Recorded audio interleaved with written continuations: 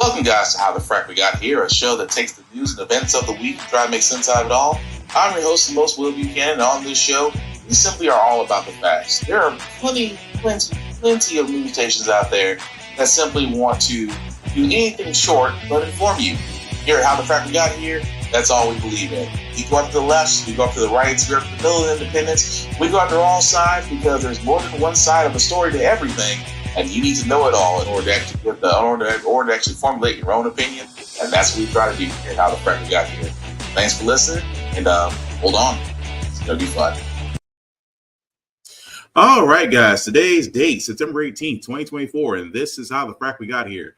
I'm your host, the most Will Buchanan on the Frack We Got Here. We do take the events of the week and try to make sense of it all. Before we do get started, guys, to let you know that we do pride ourselves on being a news podcast, which means that we do research the most reputable sources with award-winning journalism. We do not do sensational news like Fox News, News Media, The Blaze, whatever extreme left or extreme right views are out there. We simply don't do them. We present you with just the facts. At the same time, guys, we do try to watch our language, but let's be honest, words fly. At the same time, there'll be things that might be shown tonight that might be too much of a graphic nature for younger viewers, so viewer discretion is advised. Aside from that, welcome. So, how do we start this? Well, I guess we got to start with the elephant in the room, and no, I'm not talking about that guy, but talk about Trump first, because apparently somebody took pot shots at him again. Hearing from former U.S. President Donald Trump about the apparent assassination attempt at his golf club in Florida. A suspect is under arrest after a Secret Service agent spotted a man with a rifle hiding in the bushes and fired shots. Well, here's Trump's account of what happened. I was playing golf with some of my friends. It was on a Sunday morning and very peaceful, very beautiful weather. Everything was beautiful. It was a nice place to be. And all of a sudden we heard shots being fired in the air, and I guess probably 4 or 5.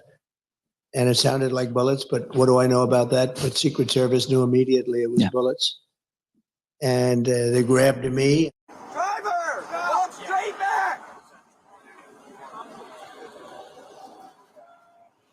Authorities caught up with the suspect, Ryan Wesley Routh, a short time later, thanks to the help of a witness.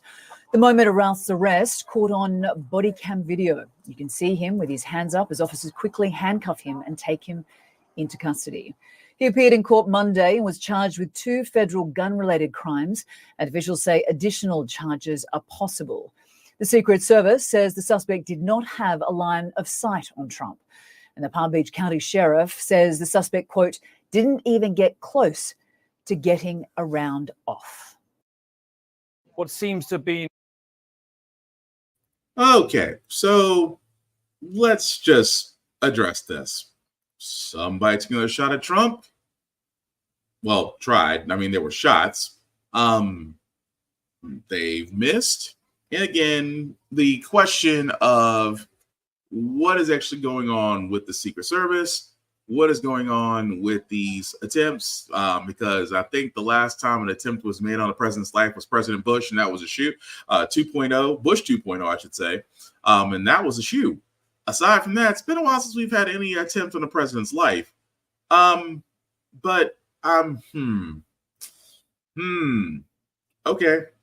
All right. I'm just going to go ahead and say it. Because a lot of people, myself included, we can't help but wonder here. What is it? Again, I know I said as a news podcast, we try to remain neutral. We try to remain Switzerland. But 2 attempts in less than 2 months. And I'm just going to come out and say it. There's no way I can fault the Secret Service here. I don't think I can fault the Secret Service. Number one, because, well, this feels staged. I know as a person who prides themselves on the integrity of delivering the news with nothing but facts for you to allow you to make up your own mind, I think we need to go ahead and say it. This is starting to go into stage territory. Because the reason why I say that is because look at Trump. Anytime something has happened, immediate donation on the donation emails, calls out, things of that nature, money gets raised, things get purchased off his website, money flows in. I can't help but wonder, and I say this all the time, I cannot help but wonder if any of these things, and we got to say the word. I think we have to say the word because it just needs to be said. It feels staged. It feels like sympathy, especially for the fact that Trump needs all the help he can get right now, especially when you think about it, especially with Laura Loomer, which we'll get into momentarily. But it just, when you think about the assassination attempts, you think about what's occurred and the fact that this is, he tries to blame Biden and Madam Vice President Kamala Harris. He tries to blame them for the rhetoric, but I'm like, what rhetoric? Because the only thing he can say is rhetoric is that you basically incited the mob that is currently acting right now, which is truth. Trump sat there and gave a speech on January 6th, which basically incited a mob to go down to the Capitol and stop an election count. You incited the mob, and now you're trying to cry foul that the mob is now turning on you. However, Ryan Ruth, the guy that they did actually arrest, had camped out in Mar-a-Lago in the golf course just to get his shot at Trump. And again, I hate to say this, but I think we need to stop blaming the Secret Service. I mean, the original director of Secret Service stepped down. The interim director stepped in. So now that there's another failure, now the interim director now stepped down. I mean, I don't think it's the Secret Service's fault. I think there is a problem there. And I think the problem needs to be looked at as far as how these individuals, and keep in mind, this is the Secret Service. For anybody who doesn't know, the Secret Service basically can investigate like the FBI. They have the right to shoot on sight when it comes to the president's life. At the same time, they cover anybody who's ever been around when the president enters your city, much less your state, especially your city. I'm in Nashville. Whenever the president's here in Nashville, airport is shut down. Airport is shut down. Major interstates are backed up. Major interstates are cordoned off just because they're removing every potential threat that could happen to the president.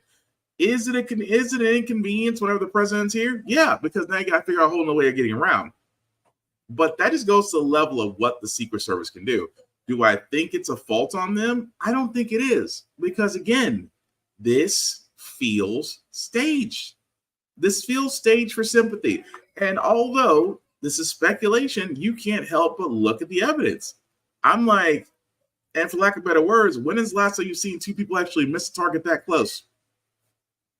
Again, I'm not wishing ill will on Trump. The Simpsons have done that. And they have yet to be wrong, by the way.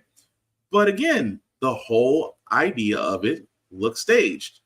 But beyond that, I think Trump has also bigger problems now because as he has allies, he must now distance himself from said allies. Good Sunday morning. We are now just 51 days away from Election Day. And after the first debate this past week, the race is still incredibly close. Former President Trump's allies want him to spend these critical final days talking about the issues on voters' minds, the economy, healthcare, immigration, and focusing on the vice president's vulnerabilities. Instead, Mr. Trump spent most of the week falsely claiming that migrants are eating pets in a small town in Ohio and defending his association with a far-right agitator who other Republicans have condemned. On Tuesday night, former President Trump and Vice President Harris faced off for what may have been the most important 90 minutes of the campaign. Donald Trump was fired by 81 million people. Clearly, he is having a very difficult time processing that. I've never seen a worse period of time. People can't go out and buy cereal or bacon or eggs or anything else. During the course of his rallies, he talks about fictional characters like Hannibal Lecter. He will talk about windmills cause cancer. And I will tell you, the one thing you will not hear him talk about is you. We have the biggest rallies, the most incredible rallies in the history of politics.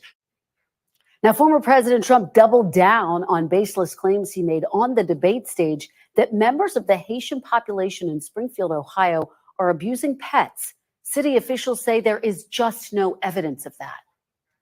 In Springfield, they're eating the dogs, the people that came in. They're eating the cats. They're eating the pets of the people that live there. They take in the geese. You know where the geese are? In the park, in the lake. And even walking off with their pets. My dog's been taken. This morning, Springfield is on edge after days of bomb threats that closed public schools, government buildings, and hospitals. Former President Trump also defended his association with far-right activist Laura Loomer, who traveled with him as he made multiple stops on Wednesday to mark the 23rd anniversary of the September 11th attacks. Just last year, Loomer posted a video on social media that called the 9/11 attacks an inside job. This week, she posted a racist tweet about Vice President Harris. Some Republicans are condemning her. North Carolina Senator Tom Tillis writing, quote, Laura Loomer is a crazy conspiracy theorist who regularly utters disgusting garbage intended to divide Republicans. Trump allies tell NBC News that there are real concerns about Loomer and Trump's relationship and worry Loomer could cost him votes in key battleground states. During a news conference on Friday, Mr. Trump downplayed his connection to Loomer, but did not disavow her statements. What value do you feel that Laura Loomer brings to you? And has nobody told you about the conspiracy theories that she has promoted? No, I don't know that much about it. No, I don't. I know she's a big fan of the campaign, but I really don't know. What does she bring to you? I would say that, well, she brings a spirit to us that a lot of people have. We have very spirited people. Later, he posted on social media, Laura Loomer doesn't work for the campaign. She's a private citizen and longtime supporter. I disagree with the statements she made, but like the many millions of people who support me, she is tired of watching the radical left Marxists and fascists violently attack and smear me. So what's crazy is you now have Laura Loomer, who again is a conspiracy theorist. Much like everybody else, Trump loves to bring up because they will back Trump, because they've seen how lucrative it is to back somebody with a cult that follows him. On the simple fact of the matter, this is the same woman that sat there and said some shootings were hoax. The fact that he did win the election, he did win 2016's election. So it is crazy that Trump will sit there and say, oh, she's a wonderful person, and then turn around and sit there and say, oh, well, she's just a very excitable person, but she has nothing to do with me. It is crazy to me that for the simple fact of the matter is that Trump is allowed to have these people around him, especially in the sense that they can say certain things. Like, again, the whole thing that happened at the debate. Haitians are eating the dogs. They're eating your pets. Now, keep in mind in Springfield, which actually has a large Haitian immigrant population, things are a little bit testy now, only because one person saw it on a Facebook account, and yet Trump saw it because of Fox News saw it, and J.D. Vance, because he's basically Trump-like, decided to repeat it, has caused a lot of issues for that particular community.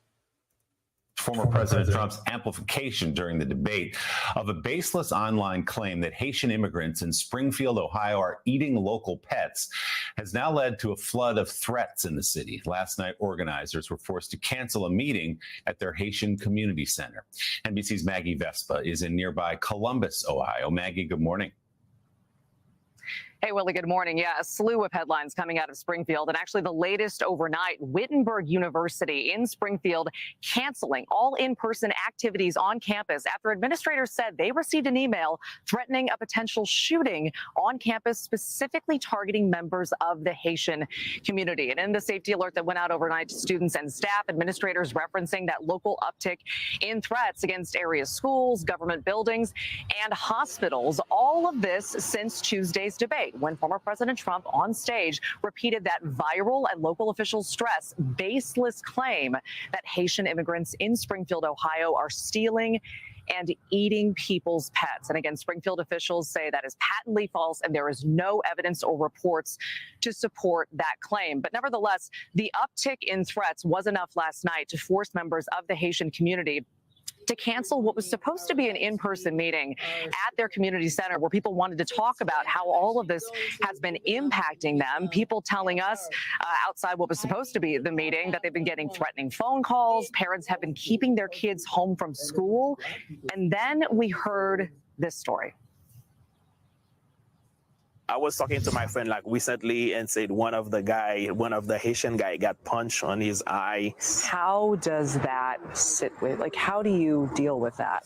Actually, that's why we're here. We're trying to help with all these kind of things. Like, it's really, really, really bad here. Yeah, so amid all of this, former President Trump and his running mate J.D. Vance have continued to make Springfield, Ohio, and this viral online conspiracy theory a staple on the campaign trail and online. But again, Springfield officials stress there is absolutely no evidence to support this online rumor, adding they've combed through records with Springfield police, the local sheriff's office, and Ohio wildlife officials. Willie.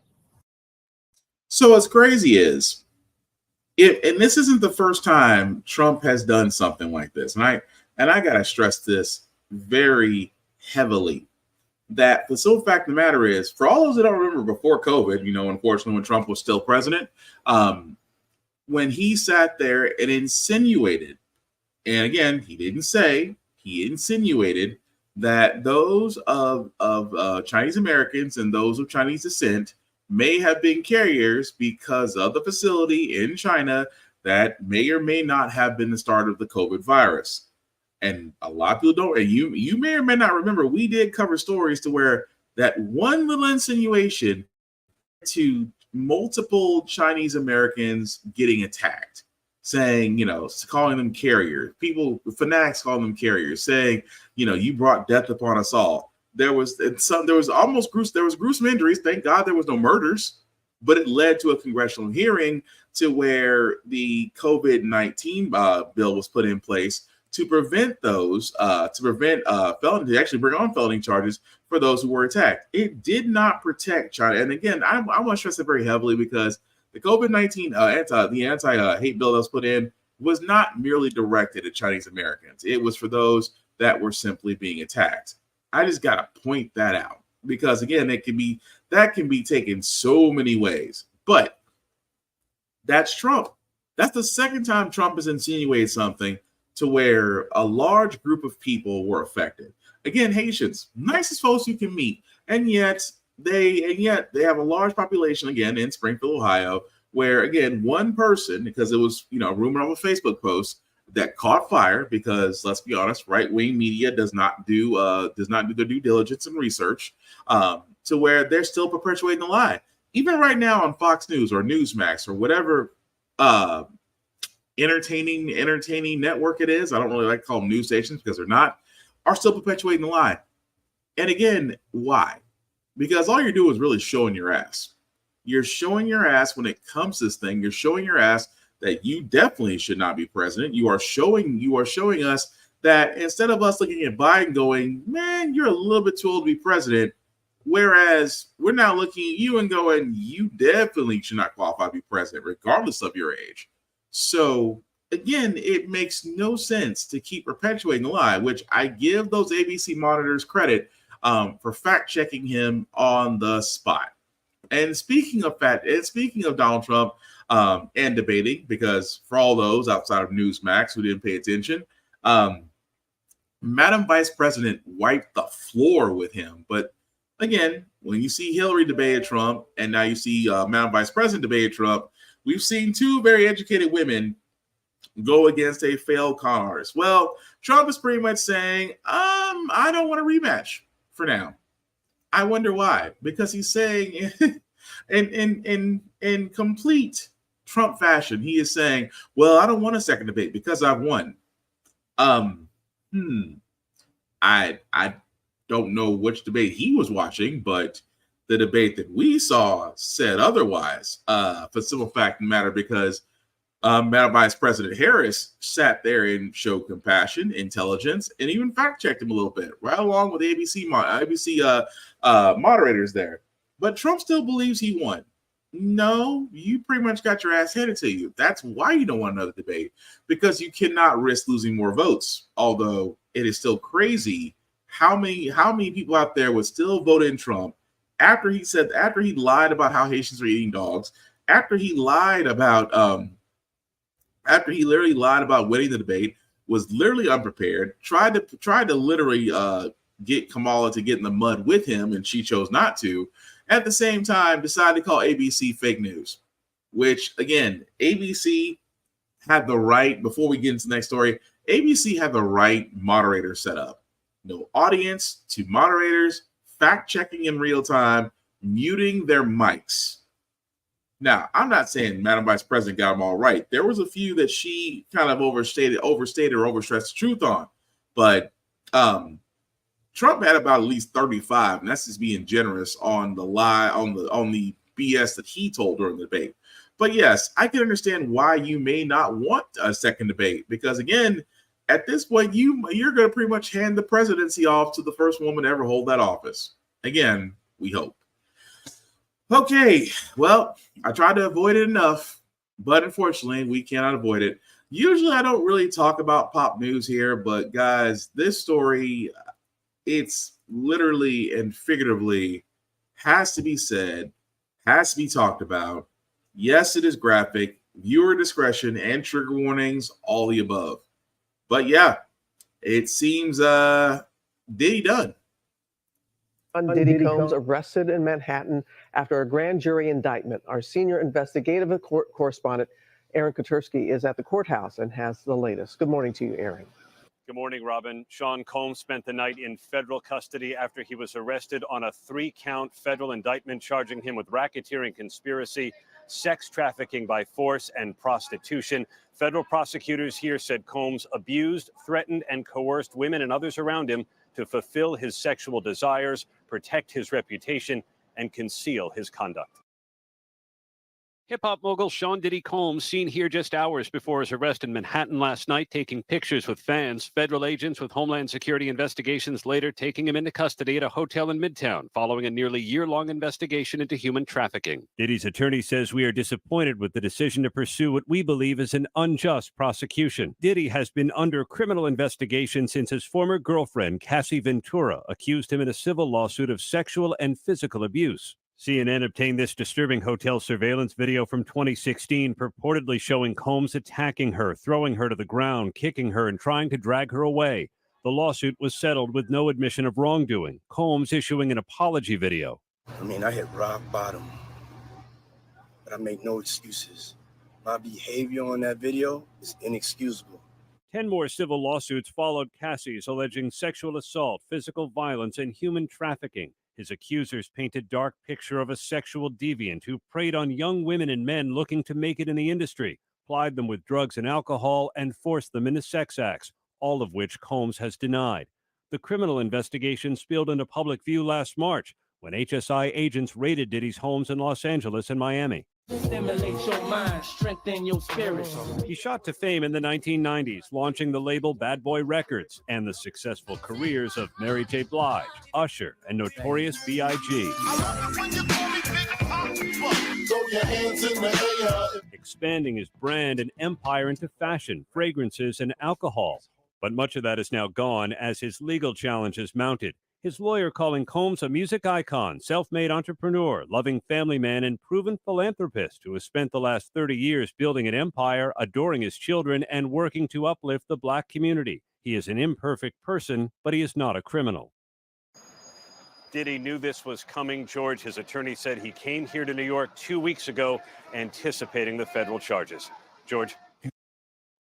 Well, on the diddler. There is no other look. There is no excuse here. Sean, like I said, we kind of saw this coming the moment Cassie, his former girlfriend Cassie turned over phones, text messages, things of that nature. The moment your ex turns over that amount of things to the FBI, it's only a matter of time. Now, for all those that don't know how serious this is, also was found at his home, and I know internet is undefeated and fast. You've probably seen a whole bunch of people already posting videos about it. What was found at his homes, besides narcotics, AR-15s, various other items, I'm not going to go into detail about because, again, that's just a little bit too graphic even for our podcast. However, nearly 1,000 bottles of baby oil. Fill in whatever joke you want to use. But no, again, Combs will have his day in court, but at this point, what a lot of people don't understand is and also if you don't know, what's the crazy part about this is the court that's investigating Combs right now is the highest court in New York, who only take on high profile cases. So if they're taking this on, and the evidence that they have, and if you haven't noticed, again, if you're on social media, several record execs are stepping down from their recording labels. I'm not saying that he won't be the only person going down, but when you hear racketeering and RICO charges, that means that Diddy is not going to be the only person who's literally going to be joining very soon.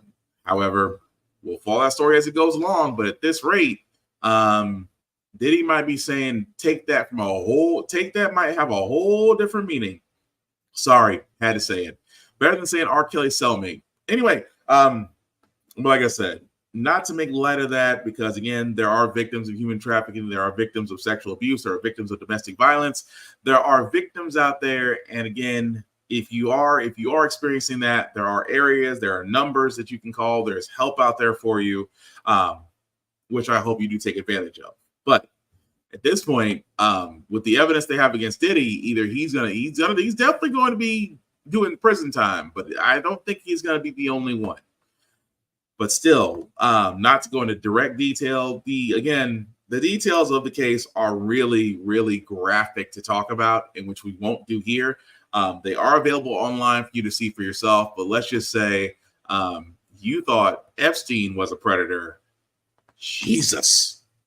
That also being said, guys, we do want to transition back to school shootings because, again, they're not playing around with school shootings. Again, they're not playing around with threats. They're not playing around with pranks. And you don't believe me, one Florida sheriff has took it upon his hands to finally sit there and say enough is enough. A stockpile of weapons was found in a Port Orange student's room. The sheriff says there were various airsoft-style rifles, pistols, fake ammunition, knives, and even swords. According to the arrest affidavit, the student also had a kill list with several names, and the paper even appeared to have stab marks. Monday morning, the 11-year-old was taken into custody. He allegedly threatened to shoot up Creekside or Silver Sands Middle, the school Mike Foster's kids went to. Life is not a video game. Life is real. If you get hurt, you get hurt for real. I mean, that's it. And it sucks that they have no respect for life. The tip came in through the Fortify app after the 11-year-old allegedly got on a group FaceTime call and showed all his friends his weapons. The guns look real, and at the time, the other students didn't know they were fake. The boy is now charged with a felony for making a written threat of a mass shooting. It's really sad, but you don't know what's going on with the parents. You don't know what's going on with the people around him, and it's horrible. It's so sad. When questioned by deputies, the suspect said it was all a joke, but the sheriff reminds students and parents these threats are disrupting school and consuming law enforcement resources. Any student who makes a threat will face serious consequences. Parents will also be held accountable. Reporting in Port. Which again, because again, this is the aftermath. I mean, we just had a story here in Nashville where a woman whose daughter was being bullied, but decided to take it upon her hands to literally bring a gun to the situation. She's now going to be facing charges. They're not playing about this no more, and rightly so, because again, we've seen the Georgia shootings. It's been 12 years since the Sandy Hook shooting, and again, folks are fed up. So what's going to happen now? Now the punishments are going to rack up.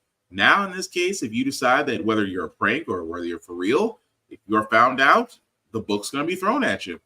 And you can't complain. And we won't complain either. Just because the fact of the matter, it's the whole idea of safety.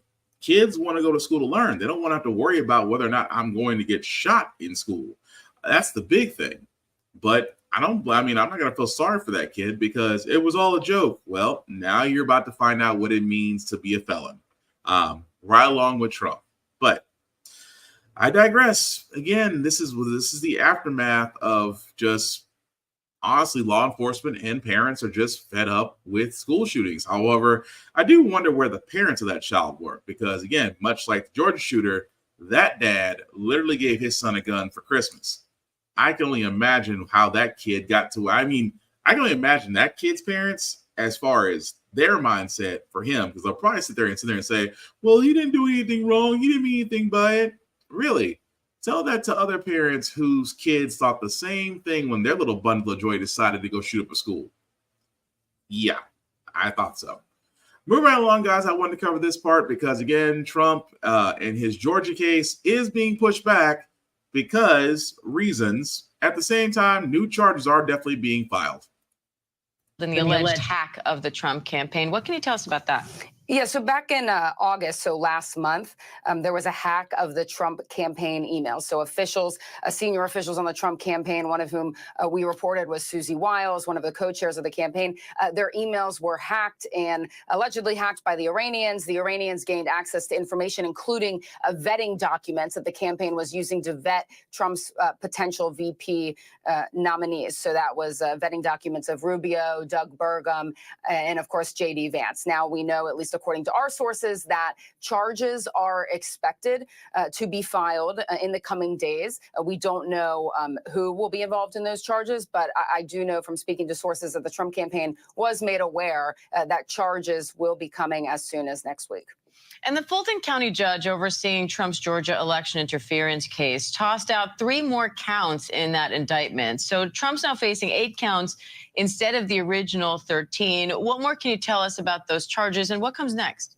Yeah, so in terms of what comes next, we're essentially where we were before this. Of course, all these motions to dismiss have been filed. The judge will continue to rule on certain aspects of this. But in terms of the next steps here, we know that it's on hold pending various different appeals, the cases at least. But oral arguments in the appeal are currently scheduled for December 5th. Of course, that's a month after the presidential election. That will be the next big deadline in the case that you'll see.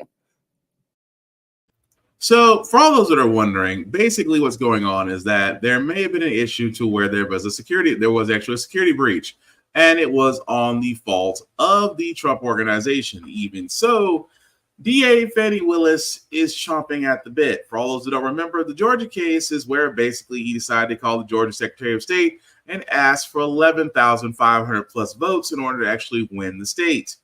Nothing screams election interference like asking the state representative to find more votes.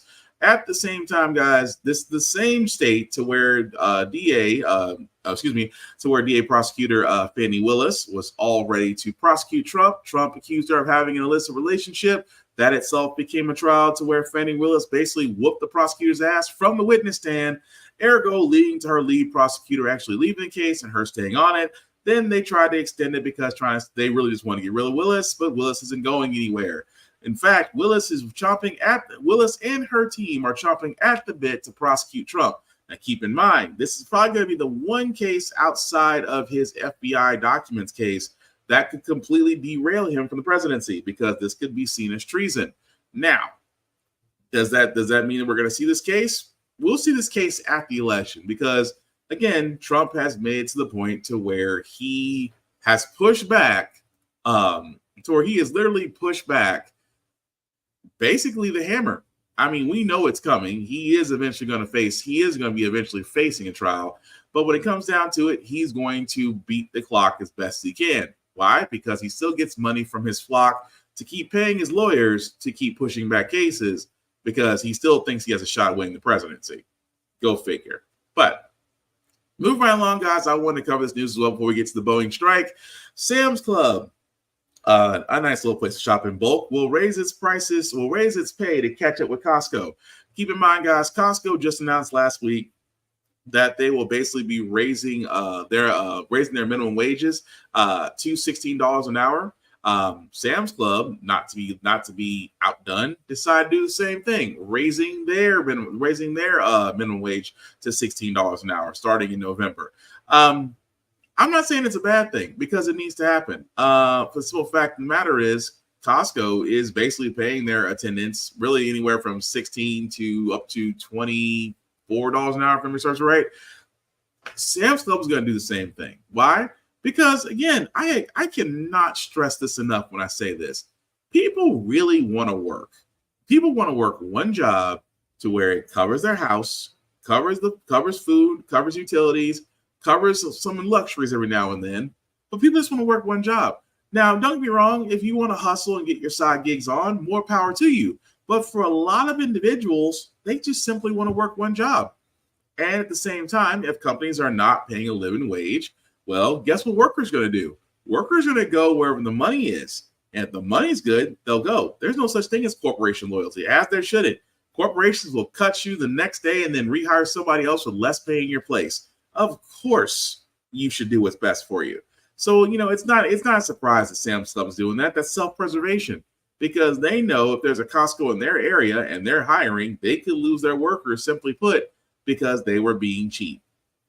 But, they have no problem paying their executives. Just saying. But speaking of speaking of a company who's going to have a lot of issues, Boeing, which we thought was going to have a done deal, concerning that the union, the Teamster union and Boeing almost reached an agreement until the people in the union pretty much sat there and said, F you, Boeing, we're going on strike. One of America's largest companies suffering yet another blow that could have global ramifications. 33,000 workers walking off the job at Boeing, union workers demanding better pay. Production of new planes already being affected. It's just the latest in a growing list of setbacks for the company. ABC's Alex Perez reporting from Washington State. Tonight, new concerns about possible ripple effects to the U.S. economy after more than 30,000 workers walked off the job at the embattled jet maker Boeing, America's single largest exporter. The machinists, a fifth of Boeing's workforce, mostly in the Seattle and Portland areas, on strike after rejecting a deal that included a 25% pay raise over 4 years, far less than the 40% the union wanted. Workers also demanding a return to pension plans. Everybody's upset. They didn't come up with a good package that helped the senior people for retirement. Dave Hendrickson, a 14-year Boeing employee, says workers deserve more. So how long are you willing to strike? As long as it takes.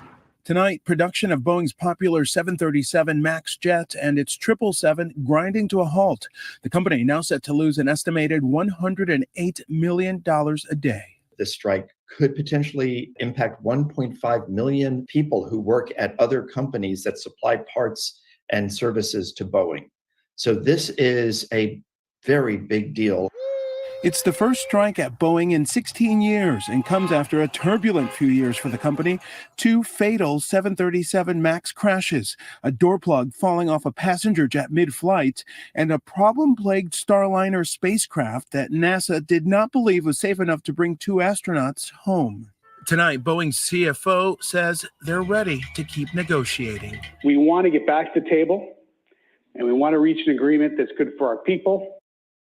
And with both sides eager to negotiate, but it remains unclear when they will return to the table. Experts do not believe the traveling public will be impacted by this strike anytime soon. See, we say that. We say it's not going to be impacted, but let's also be honest. Boeing, outside of Lockheed Martin and maybe one other company, manufactures the world's airplanes. And these not just commercial airplanes, but also military, because Boeing also has military contracts. And your 33,000 workers just halted your most popular airline.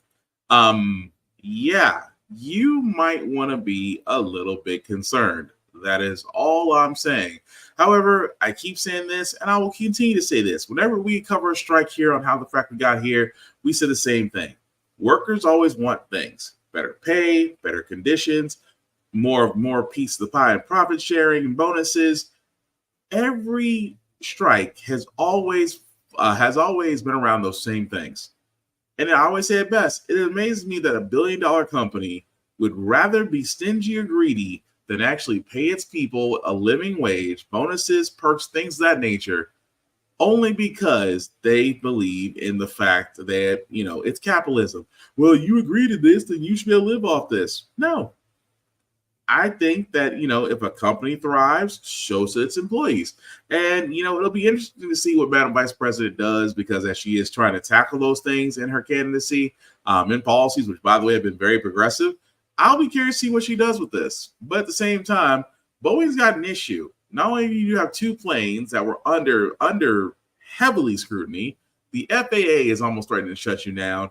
And on top of that, you have a workers issue. I expect another Boeing CEO will probably be getting a golden parachute on their way out.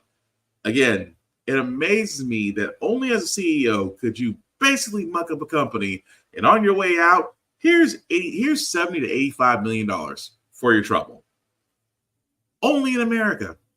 But we'll keep up with the strike because again, unions do work. And I cannot stress this enough. If there's a union in your area, please join it. You work better as multiple voices than one person trying to negotiate with the company. Because trust me, the company will not listen to just one person. But the company has no problem, but the company has no choice but listen to everybody. Unions work. Simple and plain. But speaking of things that are probably going to be costing a little bit of a penny, the University of Tennessee at Knoxville is adding on a 10% fee for football games tickets next season to pay its players. Keep in mind, NIL deals are a thing now, and of course, college athletes, in my opinion, should be paid. So what the University of Tennessee is doing is saying, oh, well, instead of us just eating the cost for paying these players, we're going to ask our ongoing patrons to pay an increase in ticket prices. Now, keep in mind, guys, if you've never actually been to some of these college football games, ticket prices can be extremely high, depending on 1, where you're going, 2, where you're sitting, and 3, who the opponent is. It is amazing to me that instead of, colleges accepting the fact that times have changed, accepting the fact that college players should be paid because college football is $1 billion business. It is. It is $1 billion business with the B. College football actually brings in more money than all 3 major leagues combined. And that's college football. And yet these players out here who put their lives on the line and their bodies for 4 years, yeah, I don't blame them. Get your money. But it amazes me that colleges refuse to eat that cost because, well, they've been enjoying the profit sharing. It's kind of like a corporation and its workers, except now the workers can get paid whatever they want and colleges are scrambling. Not surprised, but then again, I'm Roll Tide. So let's see how long that lasts. Although the ticket prices are going to be going into effect next season, which means that expect some shocking numbers to pop up, if you will. But as we're getting close, guys, to wrapping up this podcast, 2 stories we want to cover because it amazes me. I say this before the election season that, yes, Roe versus Wade was struck down. Yes, several states had abortion laws already in effect to be triggered once that was shut down. However, the Senate tried to push forward with IVF treatments. And it's funny that even idiotic felon Trump said that he's not against IVF treatments for those that are looking to actually have kids. The bill was on the floor, and it's now dead. Joining us now, NBC News Capitol Hill correspondent Sahil Kapoor. So what's happening on the floor right now?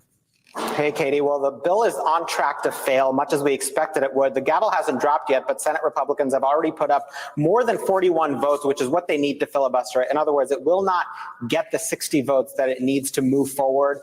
And this bill is called the Right to IVF Act. It would establish broad protections for IVF for individuals who seek to access it and for healthcare providers who seek to offer those treatments without interference or restrictions. It was brought up by Senator Tammy Duckworth, who used IVF to grow her own family, challenged Republicans that if they actually support this, they should vote for the bill. Republicans argue that this was a politically motivated show vote, that it's not necessary, that IVF is not illegal anywhere. Democrats came back and said, well, it could be if states decide that life begins at conception and treat, fertilized eggs, embryos as children and effectively give them personhood rights, given that discarded embryos happen in IVF. So that's the debate right now. This bill is not going anywhere at the moment. The only 2 Republicans who are voting for it at this moment are Susan Collins and Lisa Murkowski. It's playing out very much like it did a few months ago. And it needs to get to 60 votes. This is not a 50-50 vote. This is a 60 vote for threshold.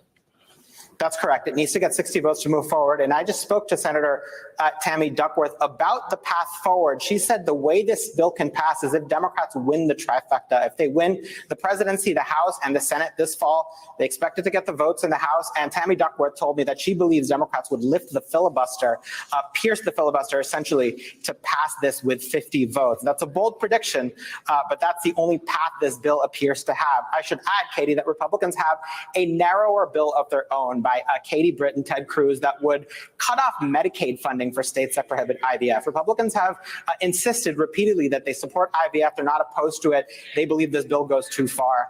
And of course, this all comes after a recent debate between Kamala Harris and Donald Trump where this issue came up. It flared up. Kamala Harris said that under Donald Trump's abortion ban, states can, enact restrictions that threaten IVF. Trump came back and called himself a leader in fertilization, a leader in IVF, insisted that he supports the procedure. But of course, the policy details, how it's actually protected, that is still a partisan fight between Democrats and Republicans.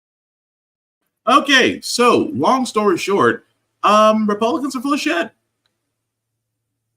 They are.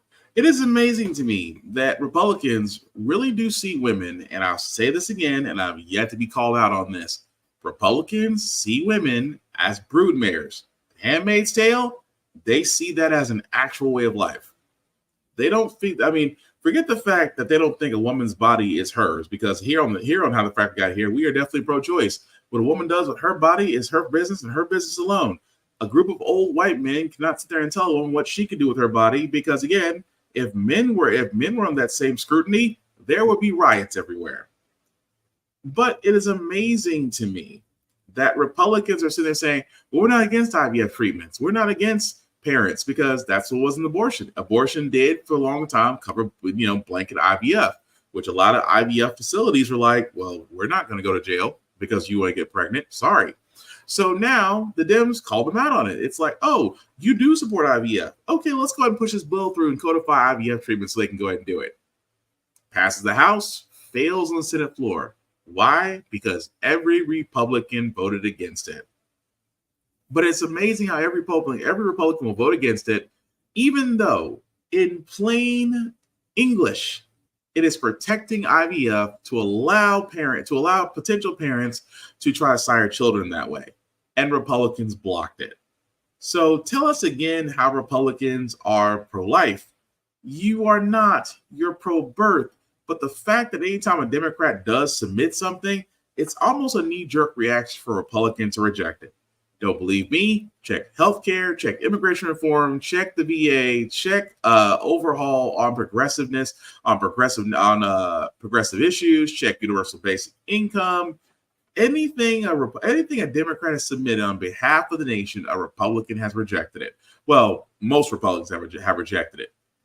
IVF is no different because it's symbolic. It's really just saying, Republicans are pretty much saying, if you're not old, you're not white, and you're not a guy, we're not here for you.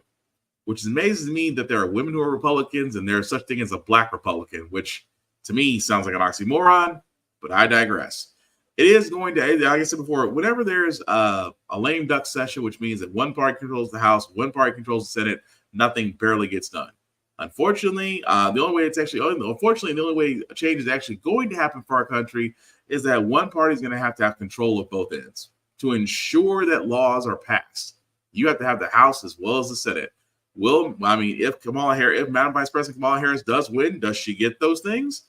Hard to say. But we would be remiss there and think that just because she's president, that's it. We said the same thing about Barack Obama. And what happened? You had an entire House and Senate of old, angry white men against you. And he actually didn't break even until a second term when he actually got the help he needed. Hopefully, Madam Vice President Kamala Harris will fare better, but still, she's got to beat Trump first. But speaking of Madam Vice President, as we get to our last bit of news before we get to our feel good segment, guys, Sandy Hook was nearly 12 years ago. Those, and as you can see in the picture right there with Madam Vice President, are some of those kids now who are just turning 18 and becoming potential voters, who are going to be voting in this year's election. Now, think about that. Sandy Hook, another school shooting which captured the nation, where well over 12 plus people lost their lives. And yet the survivors here are talking about how they're voting. And I cannot stress enough that in order for some things to actually change, that we really should be looking at history. We don't want to repeat history. We need to be doing it differently. Because I can already tell with these kids who are now turning 18, they're not going to sit there and just take it as it is. I mean, I keep on saying voting matters, and that as the years go on, the voting dichotomy does change. The paradigms do shift. And hopefully, as you're watching or listening to this, you'll be inspired to vote as well. Because again, as I say so many times at the end of the show, if voting wasn't important, they would not be trying to move the goalpost to make sure you couldn't do it. But we're going to go ahead and move on to our feel-good segment, because usually how the Frack We Got Here, we usually cover a lot of things that are doom and gloom. Sometimes I make usually fake me Mandy, but hey, it's Wednesday, it's hump day, tomorrow's Friday Eve, which is Thursday. And we always want to leave you guys out some good vibrations with people who impact other people's lives. And this, this tennis coach definitely got a surprise of her own on Good Morning America. Check it out. We cannot get enough. We're entering day 11, kicking off the highly anticipated semifinals and serving up some massive excitement, honoring the champions and the tennis history that makes this tournament so special. USTA coach Frances Ferdinand is with us live. Hi, Frances. Hi. We're so happy that you're with us today. I'm happy to be here. So coaches, you're a coach. Yes. Such an integral part of the game. Yes. You teach skills as well as a love of the sport to kids in Brooklyn. Yes. I want to ask you, how do you think playing tennis empowers these kids? I think it gives kids opportunities.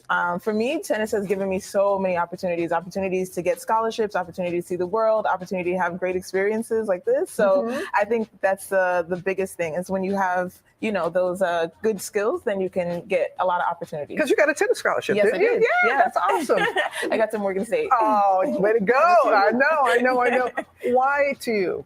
Accessibility to the sport is so important. Yeah, I mean, tennis is expensive. We all know that. It's expensive. It's already looked at as an elitist sport. So to be able to give people opportunity to play and not just have an experience, but to really learn the game and to really be able to excel in the game, I think, that takes a lot of money, a lot of energy, a lot of effort. So if we can create ways that they can do that easily or more affordable, then yeah. Because there's so many life skills that we learn. There from is. tennis. So tennis does. It teaches life and, and it keeps your brain. There's all these stats about living longer. Those who play tennis live longer than others. It's all goodness. So in the spirit of competition, because it is that time of year, US Open, we're going to test your knowledge. Frances, we hope you're ready. A little trivia game that we've titled Match Point. Every question you get correct, we want you to reach into the basket. You get to pick any item you want there of Ralph Lauren US Open polo merchandise. You got to put it on. You're going to be layered up. Are you ready? I think so. I'm good. All right. The first question: what are the 4 Grand Slam tournaments in the order that they are played? Okay, we have Australian, we have French, we have Wimbledon, and you have US Open. Oh, that was a gimme. I got to get something. Let's go. That was a softball. Yeah. Softball. We start easy. Okay. I love it. What year did Arthur Ashe win his first US Open men's title? Oh, that's a tough one. And it's on the cups. I get the honeydews every year, so I should know this. Come on with the first one. The first one, I want to say 1968. What am I getting? You playing with us. Okay. I like it. Name the woman who has won the most U.S. Open titles. If it's not Serena Williams, I don't know. I want to get the. Well, it is Serena Williams. It's also Chrissy. And Chrissy Everett, too. Oh, yes. Is it 25? Pick an item. Come on. Well, that may come in handy because what's the official drink of the U.S. Open? The honeydews. Complete with those little tennis balls. Okay. So the little. Oh, wonderful. Right. For an extra point, an extra piece of merch, who do you think will win this year's Open, men or women? Oh, that's a tough one. You can pick one. You can give us 2 predictions. There's no wrong answer. This is your opinion. I mean, I don't know. It's tough, right? We got all the new guys. They're looking pretty good. We're going for the Americans, the Fantastic Four. But I like Djokovic. I don't know. No, he's out. I know. But I'm just saying, I like him still. Let's go with an American. Okay, we'll go with Shelton. He's out. Are they really? It's Tiafoe. Or it's Fritz. I'm going with Tiafo. Okay. All right, there we go. We share There we the go. same name. There we go. Am I allowed to take stuff too? Yes, of course. Why not? Why not? Everybody wins. All right, so Coach, you aced our match point game. Not only are you going home with everything you have on, and why not? Just take the basket. Yeah, right. But it Nice might basket. come in handy because we are sending you and one guest to the women's final. Come on! Here you go! As a little thank you for all you do. Okay, we can't. Come on now. We can't just do that. How would you like to go to the men's final as well? Sunday, so you got both. So I can see Tiafo. Yes, you can see them both. Yes. You will not see Djokovic, but you might see Tiafo. No.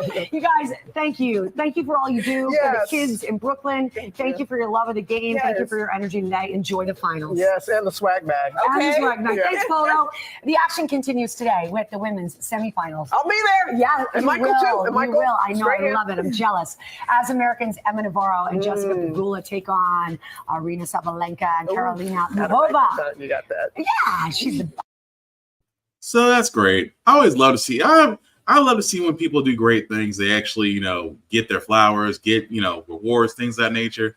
And again, it always makes me feel good. Like I said, I clap and applaud for others until it's my turn. But until then, I grind. I dig it. But that's going to do it for this podcast, guys. I thank you all for liking, for watching, for letting people know this is live. I certainly appreciate that. Again, I always say like, share, and follow. As my friend the Reverend would say, like, and share, and follow costs nothing, but means everything. So definitely like, share, and follow this podcast. I cannot stress this enough. Follow me, Black_Spartan615 on the socials. Happy to talk to anybody about not just current events, things of that nature. Just don't make it weird. I don't want that to block you. The link at the bottom, guys, will make that a little bit bigger for you guys to see. If you copy and paste that link into your browser, taking my link tree, that's YouTube and Facebook groups for all of our podcasts. Also, the podcast for How the Frack We Got Here can be seen or heard wherever you get your podcast from, including Apple Music, because, we made it there. At the same time, guys, I do need to heavily stress two things. First and foremost, vote.org. I cannot say this enough about what's going on with our current political season. As you can see there, guys, we are 47 days, 5 hours, and less than 10 minutes away from voting on November 5th. If you have not registered to vote, this website will help you out tremendously. You can check your registration. You can even register to vote. It takes less than 2 minutes to register. Actually, almost a minute from a friend of mine that actually registered to vote. You can even vote by mail, or if early voting is there, see who's on your ballots, election reminders, pledge to register. Pretty much, guys, this site will help you with all your voting questions. And I stress this very heavily. Please make sure, please do not wait until November 5th to check everything. Please, guys, we have a couple months. We have time. You have a website, we have technology, we have smart devices. Please do not wait until November 5th to check everything. Be prepared. Be aware, be vigilant, help others, because again, voting is important. People have died for your right to vote. People have fought for your right to vote. And right now, voting is probably going to be the only thing that keeps us from having an Act 2 of Trump. I know I'm supposed to be impartial on this, but I got to say it. You don't want to see an Act 2 of Trump. You really don't. But vote.org, I heavily recommend to try that. I recommend to go to that site for all your voting needs. Also, blurrstation.com. I cannot stop stressing enough about this. This is the site, the table, the vehicle to where the content that we own can be for us and profitable for us. I know Tubi's out there. I know Amazon Prime and all the other places are out there. Our viewership fuels them because Tubi was nothing. Tubi was a nothing network. Now it's well over $100 million, and it's owned by the same guy who owns Fox. That alone tells you everything you want to know. Our viewership can build our own bridges, build our own networks, but first we must invest in our table. And Blur Station, and blurrstation.com is definitely it. Definitely go to blurrstation.com. If you do want to join, please the Join Now button. And from there, select the Blur's Eye View Affinity membership. And if you find my name under the Affinity Fluids partner at Black Spartan, I would definitely appreciate that. As you can see, guys, it's $10.99 a month. $10.99 a month to view Blur Station. After 36 months of paying $10.99 a month, you do have the ability to own a piece of Blur Station. You can actually own a piece of a media conglomerate. That's a beautiful thing. At the same time, guys, if you have content that you would love to have on Blur Station, you first must join Blur Station. It allows you to talk to people behind the curtain. And from there, if everything's agreed upon, then your content can also be shown on Blur Station that you own. Blur Station would just own a piece of the distribution. But again, this is our vehicle. This is our table. The thing that we keep talking about the most, that we always said we wanted, is now here. Definitely check out blurstation.com. Outside of that, guys, again, the political landscape is out there. We got a mission. We have a duty to fulfill come this November. And until then, we will cover the latest stories. We will cover the latest news, and we will definitely do our mission statement, which is basically to inform you factually, and allow you to make up your own mind. We don't want to persuade anybody. We want to let the facts do that, because again, facts are right whether you like them or not. Don't believe me? Ask Mitt Romney. That being said, guys, as we wrap this up about how the Frack We Here, it's all about staying informed. We are not trying to reinvent the wheel. We are simply giving you all the facts, like you make up your own mind, but we do provide a lot of perspective that goes along with it. We do better as a society once we're informed. We are progressive. We move forward. We try to right our wrongs by making decisions now that we should have done back then, like electing our first Black woman to the Supreme Court, electing our first Black woman to federal board of governors, and very hopefully soon electing our first Black woman to be president of the United States. Hopefully.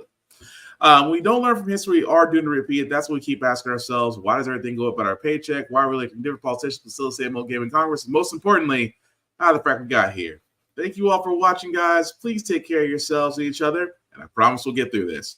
Peace.